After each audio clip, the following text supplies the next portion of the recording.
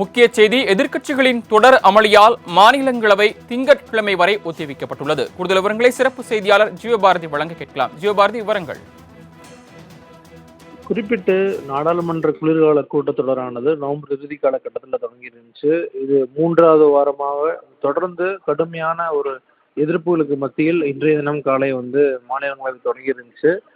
எதிர்க்கட்சிகள் தொடர்ந்து மாநிலங்களவை சபாநாயகருக்குரிய ஜெகதீப் தன்கர் மீது ஒரு நோ கான்ஃபிடன்ஸ் மோஷன், நம்பிக்கையில்லா தீர்மானத்தை கொண்டு வரணும் அப்படிங்கிற தொடர்ச்சியாக வலியுறுத்திட்டே வராங்க. இன்றைய காலையும் அந்த விஷயங்கள் முன்வைக்கப்பட்டிருந்துச்சு.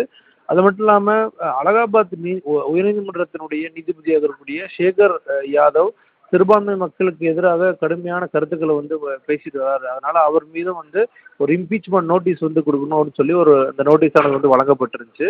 இன்றைய தினம் வழங்கப்பட்ட 4 நோட்டீஸுகளையும் ஜெகதீப் தன்கர் நிராகரிச்சிருந்தார். அது கடுமையான விமர்சனங்கள் எழுந்திருந்துச்சு. குறிப்பிட்டு திமுகவினுடைய நாடாளுமன்ற உறுப்பினர் திருச்சி சிவா உள்ளிட்ட பலரும் கடுமையான விமர்சனங்களை முன் வச்சுட்டு வந்தாங்க. இந்த நிலையில எதிர்க்கட்சிகளுடைய தொடர் அமளியின் காரணமாக மீண்டும் இந்த மாநிலங்களவையானது ஒத்திவைக்கப்பட்டிருக்கு. திங்கட்கிழமை காலை 11 மணி வரைக்கும் மாநிலங்களவையானது ஒத்திவைக்கப்பட்டிருக்கு.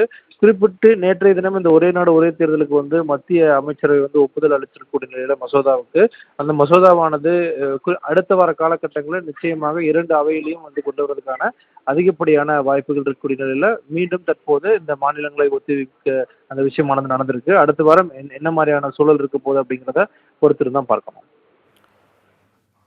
தாங்கள் வழங்கிய தகவல்களுக்கு நன்றி ஜீவபாரதி.